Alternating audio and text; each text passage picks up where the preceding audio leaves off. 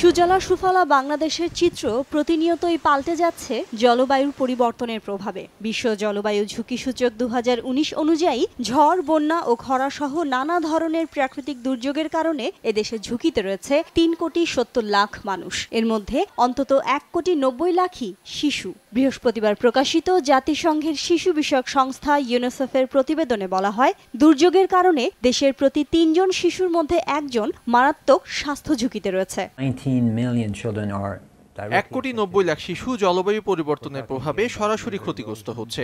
এদের মধ্যে রোহিঙ্গা শিশুও রয়েছে।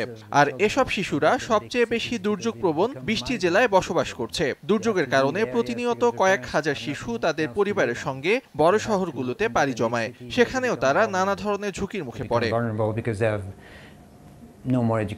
স্বাস্থ্য ঝুঁকি সত্ত্বেও অপ্রাপ্ত বয়সেই জীবিকা উপার্জনে নামতে বাধ্য হচ্ছে বহু শিশু। আল্লাহ আমারে গরিব ঘরে পাঠাইছে সন্তান, মানে কষ্টের কাম করতেও, কাম না করলে তো খাওয়ান জোটে না। এই পরিস্থিতিতে জলবায়ু পরিবর্তন রোধে কার্যকরী পরিকল্পনা ও নীতি নির্ধারণের পরামর্শ বিশেষজ্ঞদের।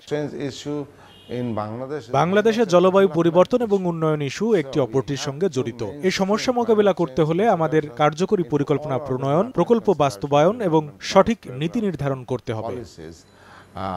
বাংলাদেশে মোট 16 কোটি জনগণের মধ্যে 40% শিশু। প্রাকৃতিক দুর্যোগের কারণে উপকূলীয় এলাকার ঘরবাড়ি ও ফসলি জমি ক্ষতিগ্রস্ত হওয়ায় এদের অনেকেই ঝুঁকির মুখে পড়েছে। শিরিন আক্তার, সময় সংবাদ।